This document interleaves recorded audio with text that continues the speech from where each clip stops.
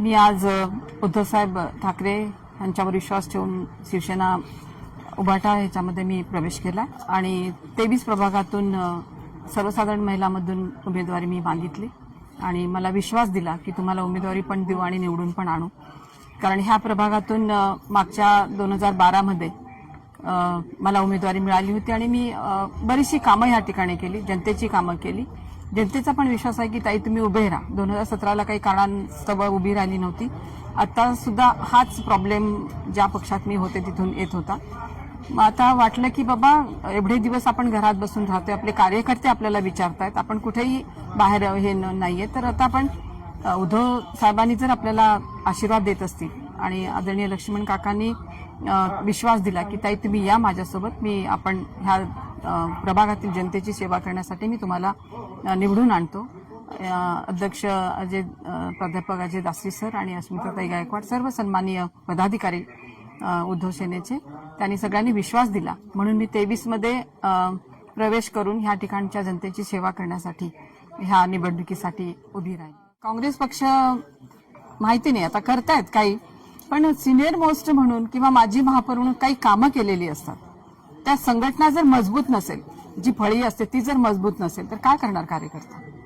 मग कार्यकर्त्यांना जर तुम्ही विचारत नसतील, कार्यकर्ता जाऊ देतो सतरंजा उचलणार, आपण निदान सिनियर मोस्टना तरी थोडं विचारा, तुम्ही त्यांच्याशी बोलून घ्या, यांच्याशी असं नाही. नेता आपल्याला ठाम असा निर्णय घेणार असायला पाहिजे, बोलला पाहिजे की नाही इथं इकडे हे करा आणि बाकीचे ऍडजस्ट करा ना तुम्ही. काही प्रत्येक ठिकाणी असतं, एकाला दिले की एक नाराज होतं.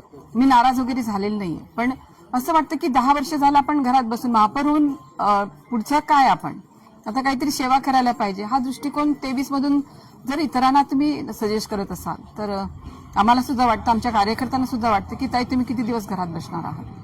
कारण हे माध्यम आहे आपलं, एक छोटी मिनी हे आहे, स्थानिक स्वराज्य संस्थांमधून आपण लोकांची सेवा करतो, तिथून पुढे आपण लोकांना आपण लक्षात येतं की ताई काम करतात.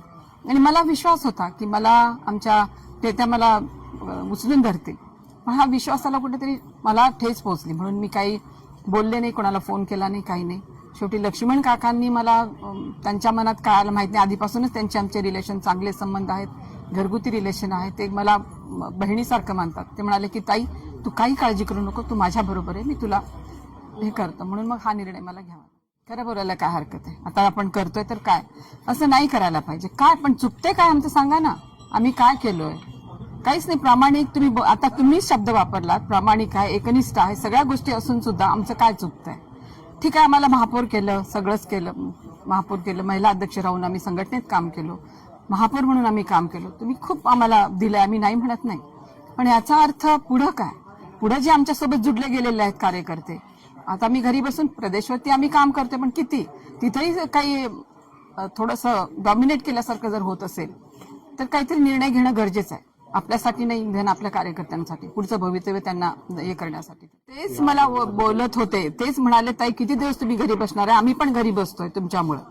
मग 2017 ठीक आहे, तेव्हा तुम्ही हे केलात, पण आता निवडणुका येत आहेत आणि तुम्हाला डावललं जात आहे, तर तुम्ही आणि दुसऱ्या ह्याच्यामधून उभे राहा म्हणता, ज्या ठिकाणी आपलं काहीच काम आपण केलेलं नाहीये, ती लोक कसे ऍक्सेप्ट करतात? जिकडे आपण काम केलं तिकडेच आपल्याला लोकांना वाटतं की बाबा ताई काम करतात. महापौर म्हणून आपण पूर्ण शहरात काम करतो, पण आता जे वातावरण आपल्याकडे आहे, आपण जिथे लोकांशी जोडलेलो आहोत, हे झालेलो, त्या लोकांकडे आपण जाणं आणि ती लोक विश्वासाने आपल्यावर विश्वास ठेवणं, काकांच्या सोबत आपण राहणं, ह्या लोकांचा विश्वास आमच्यावरती आहे, म्हणून मला हा निर्णय घ्यावा.